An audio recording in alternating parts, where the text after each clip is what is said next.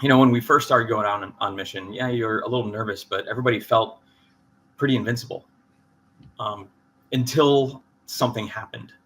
And that first time something happened, the first time we were hit with an IED, every time we went on mission, every time we left the wire after that, it's there in the back of your mind. It's real now. And I've said to friends and here and in politics, if someone tells you that they served, that they deployed and they were overseas and they were in these situations, if they were not scared, if they're telling you that, then they're either crazy or they're lying.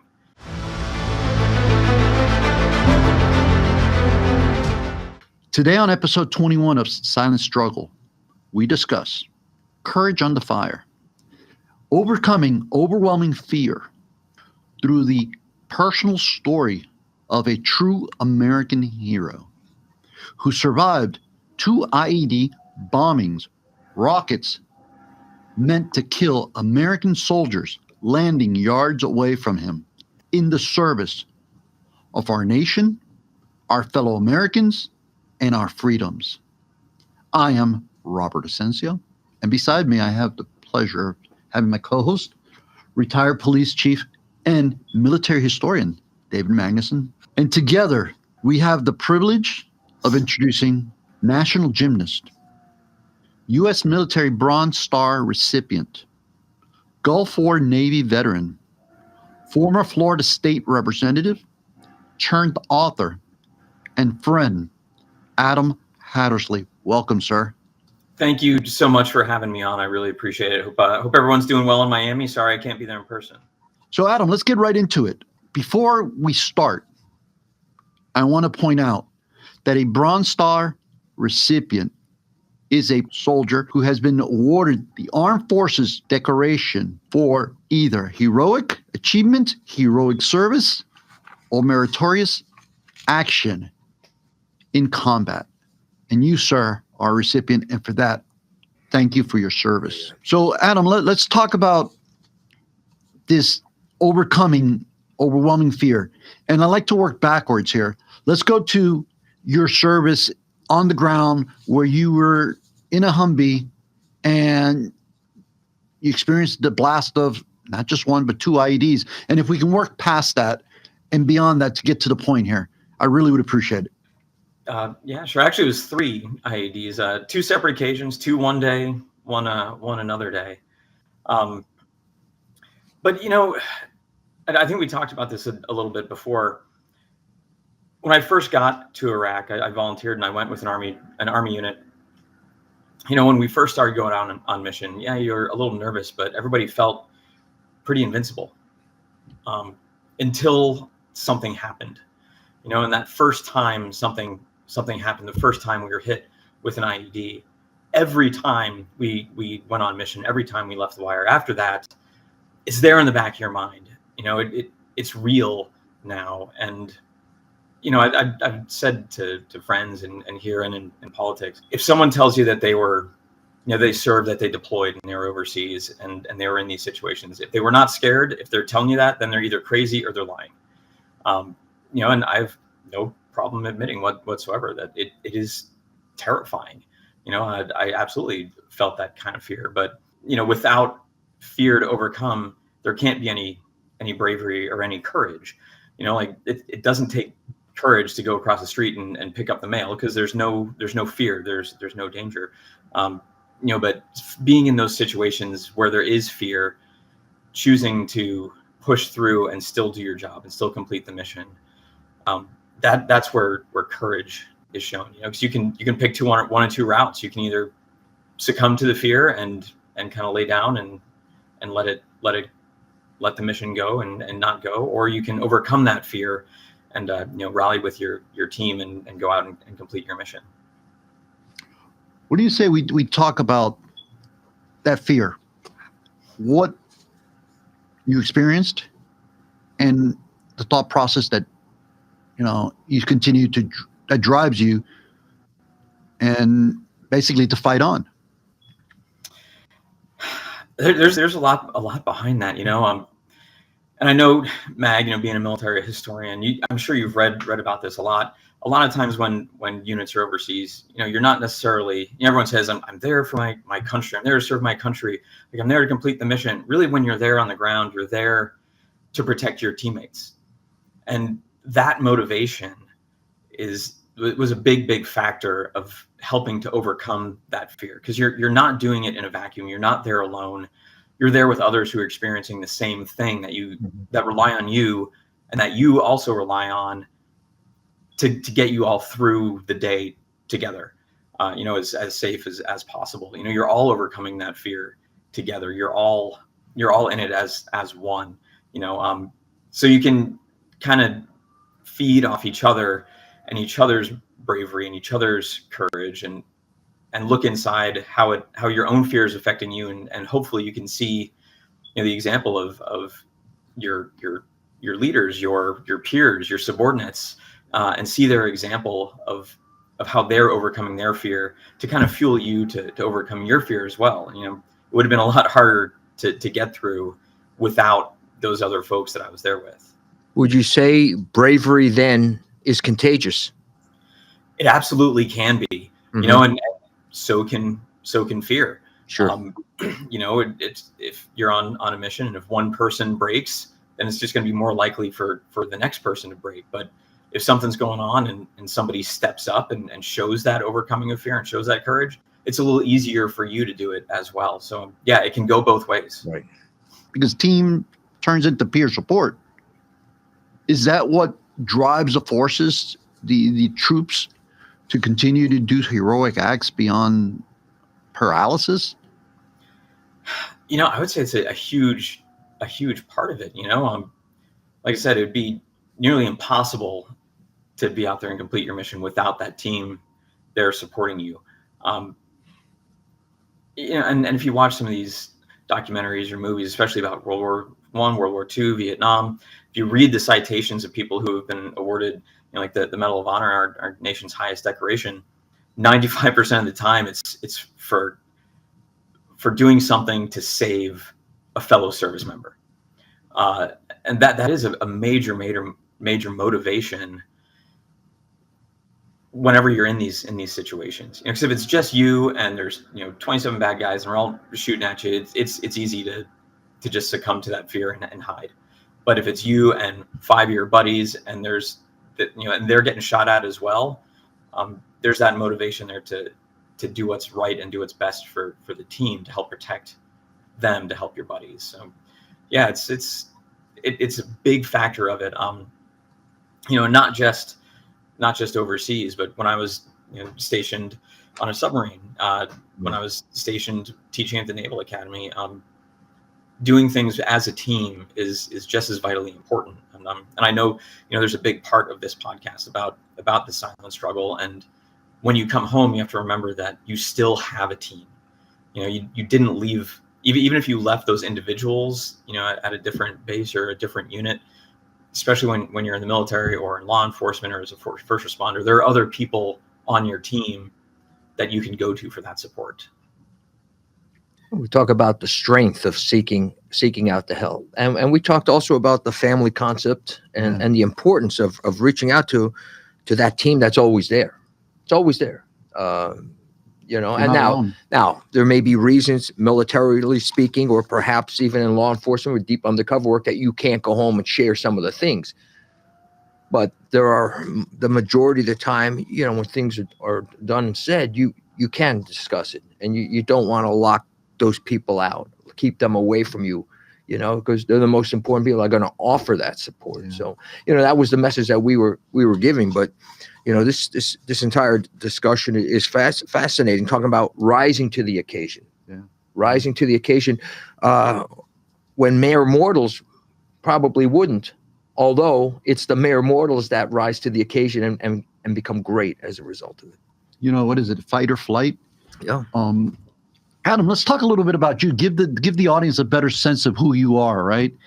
I think we've given them a lot, but there's more to this young man who sits before us talking to us. You obtained your master's in engineering. Was it engineering? Aerospace engineering. Yes. Aerospace and engineering. You joined the Navy. and became a naval officer, lieutenant, which for Army correlations, captain, right? In the Army, right, equal rank to a captain. You were an officer on a nuclear submarine. That's right. You taught at the Naval Academy. You're a national gymnast champion. Man, for anybody that doesn't know, to be selected to, first of all, to get a degree in nuclear aerospace engineering, you have to be super smart. But to be selected to be part of a nuclear team, you have to be up there in the top percentile of your class and your peers. So you have paid your way through sacrifice, gifted intelligence, earned intelligence, and you're serving our nation. And man, the experiences that you had and the experiences that you're sharing, I think relate to everyday people, because we all experience fear. And I think that a lot of people in our communities today are paralyzed by fear of life. And if anybody can speak to this, it's you, my friend. And that's why I wanted to have you on the show. We wanted to have you on the show because you mentioned something to us in the pre-interview conversation that we had. Let's see. Let me see if I get this right. Frame it up here. You're walking through a compound and rockets are landing, or mortars, bombs are freaking landing yards away from you. The average person freezes. Yet the thought that you share with us, I'd like you, if you're willing to, please share. You either stay or you walk. Man, that takes an exceptional human being to go through. Well, there was definitely some hesitation. Like, it went off, the first mortar round. I don't know. It was a little farther than you said, maybe about 100 yards, 100 meters. But you don't know where the next, where the next one's going to land. And you can either freeze and take your chances, or you can continue on what you're doing, where you're headed, where your mission is, despite where these things are landing. That's one thing that we had been briefed on, that we knew that these incoming mortars would be sporadic and random. So it sounds really kind of crazy, but one spot is just as good as another. But it was in the path between me and where I had to go. So really, you just had to stop and think for just maybe a half a second, and remember all these briefings. It's going to be random. It's going to be sporadic. It could land there. It could land right next to me. If I walked right now, it could land where I was standing. So you just have to kind of take that knowledge and use that to overcome that fear and continue on. Because I don't know if you've ever seen a mortar explode, whatever, 100 feet from you. It's scary, but you can just go to your base instincts, like you said, and the fight or flight. Most scenarios, people are like, well, I'm going to hit the deck, or I'm going to try to run and find cover. But falling back on the knowledge that we had of what to expect from these things, you can use that to overcome that natural fear to continue on. So only the couple of times it happened, you see these things go off, and you remember. It sounds cliche, but you remember your training, and you continue on. Thoughts? I mean, you go back World War I, right?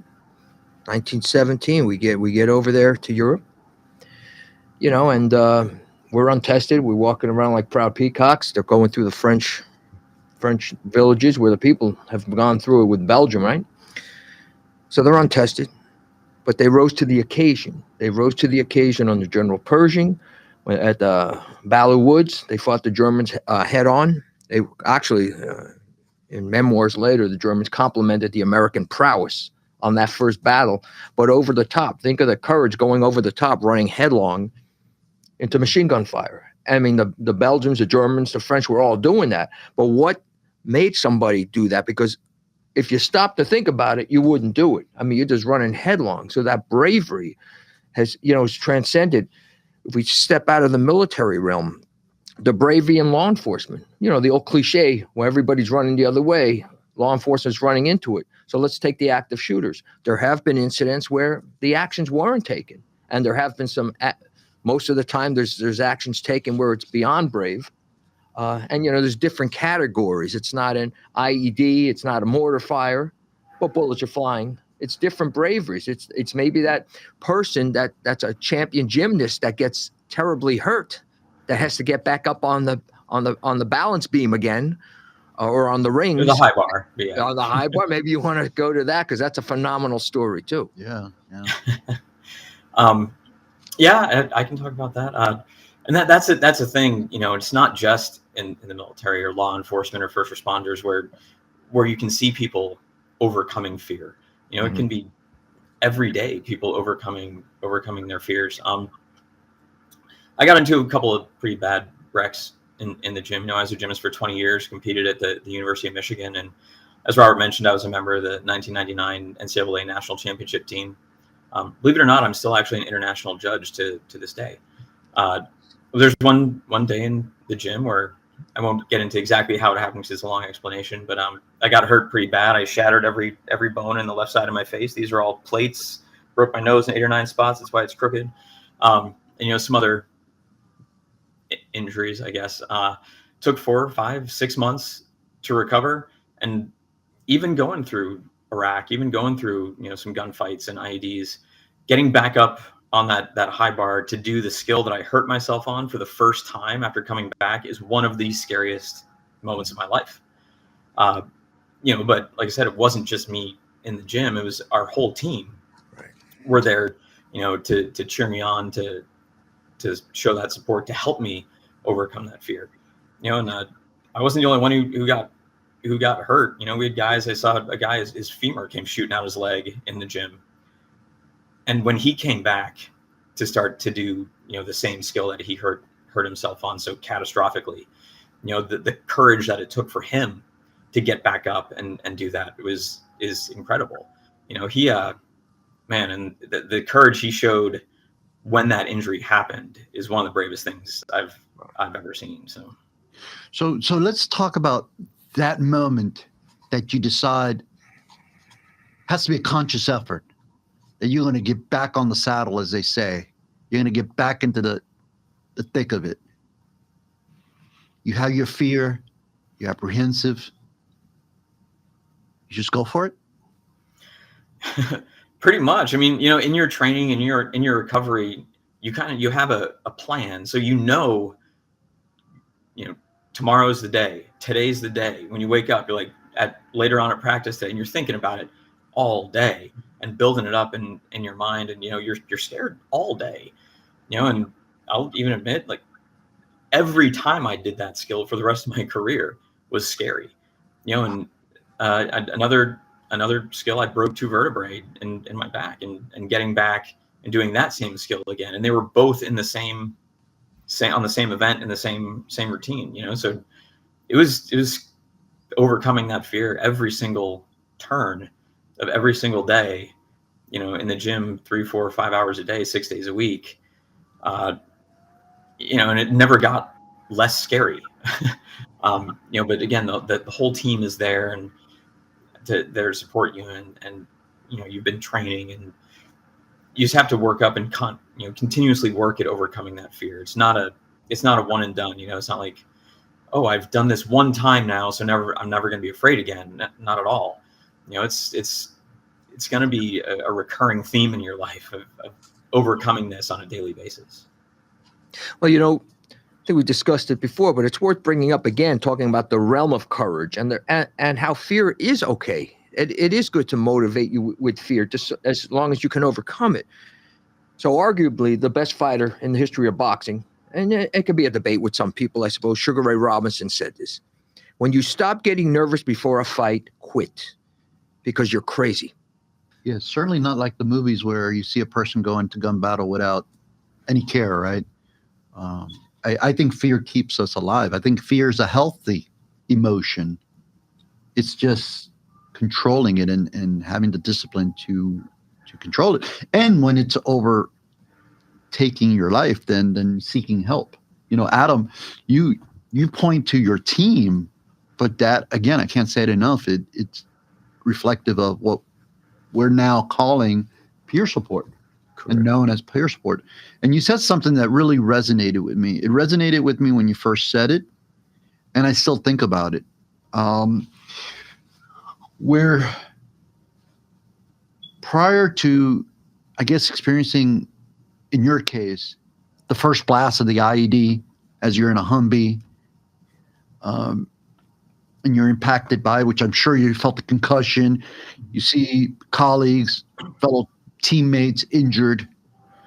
You mentioned about that feeling of pre-event invincibility, and then during the event and after the event, recognizing that we're not invincible.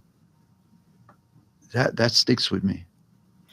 And when we were getting ready to come home from Iraq after our year there, the new unit that rolled in to replace us, we saw the same, I'm not going to say foible, but the same feeling that we had when we first got there. They came in with a lot of bravado and a lot of, hey, we're ready to go. Let's go out. Let's go on mission. And some of us who had been there for a year, like, well, just be careful. Remember your training. We're going to, you're going to come with us the first couple times. You need to take this. Everybody obviously took it extremely, extremely seriously, but that feeling of bravado, like you said, that feeling of invincibility until something happens, and then after something first time happens, there's always going to be, some fear, no matter behind that sense of invincibility. Like I was never comfortable, outside the wire. But it's a whole different ballgame once kind of reality sets in. Hopefully for a lot of folks, they've never had to, especially when deployed overseas like that on the ground.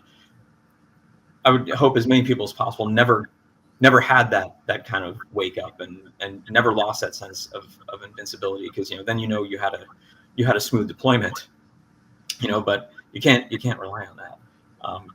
But yeah, it's that kind of reality moment that you see sometimes, but it's just like if somebody was in a nasty car accident and they're in the hospital and they recover, and it's the first time they drive on the highway again, they're gonna be scared. But just that act of overcoming that fear is that courage that we see on a daily basis that people don't even recognize that they're seeing. It's just when you see it in movies and in TV shows, people are like, oh, okay, I can recognize bravery. When you see a guy like Mag said, in World War I going over the top in the trench, which is insane. But there's smaller acts of courage and bravery that we witness every day that we don't even realize. And, sometimes we have to be ready to recognize that individual bravery that we see in people day after day after day, even if we don't understand the motivation behind it. The greatest fear, they say, is the fear of speaking publicly. But yeah, you have people that they're shaking the night before they have to, shaking, but then they muster that courage. Remember, it's a battle. Is it what was going on in over in Europe or over in Iraq? No. But to that person, it's a battle that needs to get conquered. Or in the case of this show, the struggles. Correct. Correct. If you guys don't mind, we have about 4 minutes left. And what I like to do is I like to take the opportunity here, if you don't mind. And look, police, veteran, self, military veterans, community folk, everyday people, we're like everyday folk. If we can talk about the advice we can give our brothers and sisters who are having difficulty, people who have been in uniform, people who have been in difficult situations, what advice can we give them? Let's talk about that, because I think this show will not be a benefit to anyone unless we can help others.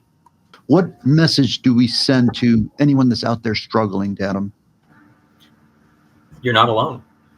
Here, I'm in the Tampa area. We have the Crisis Center of Tampa Bay. I can find their number. We could find it and put it up later. But they have a specific group of volunteers that are veterans. And one of the first questions that they ask any caller, especially to the suicide hotline, is, are you a veteran and do you want to speak to another veteran? There are resources there so you don't have to go through this alone. Veterans have a higher per capita suicide rate. Veterans have a higher per capita homelessness rate. And a lot of times people are trying to struggle through these things alone. And the big message is you are not alone, and you don't have to do this alone. You have brothers and sisters in arms who have the same experiences that you can talk to, that can help you find the courage to get through. Yeah, speak to someone. Yeah, absolutely. I mean, that's it. You're not alone. That is the mantra. You're not alone. And to guide people to take that, there's always going to be a first step to everything. To take that first step, that 1,000-mile journey, that first step is to get to the resources, make the call. Doesn't get easy, but it's certainly a heck of a lot easier than if you don't do anything and you wallow in whatever's dragging you down that battle again, where you're taking incoming fire and you don't know which way to turn. So true. And let's not forget about our families, because we do put our families through hell, especially when we don't speak about it. Correct. As we were discussing, I experienced that. Guys, I can't thank you enough. I hope we have an opportunity to speak again about additional topics that are related, that can help others. I'd love to have you on again, Adam. We'd love to have you as part of a bigger, larger conversation with others. Yeah, I would love to. Thank you. Any final thoughts for the audience? I think we covered a lot of it. The big message, and if it's something military, is it something law enforcement, or is it something just overcoming an internal fear that you have? Just fear is not a bad thing. There is no bravery without fear and overcoming fear. It's nothing to be ashamed of. It's nothing to be nervous. Well, I mean, you're going to be nervous, but it's nothing to be like to shy away from. You can't show that bravery, that courage, unless there is fear. So don't be ashamed of fear, especially when you're able to overcome it, because then you're being courageous, you're being brave. And you can see it in the small acts every day. It doesn't have to be a big act like you see in the movies. It can be a small thing showing that bravery, and yeah, just don't give up on yourself, and reach out and talk to somebody if you need help. And like Mag said, that journey of 1,000 miles starts with that first step, and sometimes reaching out is that first step, and it can change your whole outlook on life. So lastly, I mentioned you were an author. Would you mind plugging your book so that people can find out more about you and learn more about you? Because I think it's an interesting book. Yeah, I think I have a copy right here, actually. It's called Accidental Politician. It's available on Amazon, both Kindle and hard copy. It's about my 2018 state house race, which I wasn't supposed to win. We flipped a district by 12 points with no help. It was just my wife and I, and just kind of that journey. And also, if anyone's interested in getting involved in public service in a political or elected office type way, it's kind of a real life journey and descriptor of what you got to do to get elected. Outstanding. Yeah, we have been speaking with former state representative, military veteran, Navy veteran, a Gulf War veteran, a Bronze Star recipient, national gymnast champion, Adam Hattersley. I think our country, and we certainly owe you a debt of gratitude for your sacrifice and your service with honor. It's been a privilege to have you on. To the Millers, Michael Grant Miller, the Miami's Community News team, our producer behind the scenes, Ray Shell, we can't thank you enough. You, the audience. Look forward to speaking with you next time. David, want to close it out? One heck of a show, an American hero. It's been an honor to be here and talking to him. See you next time.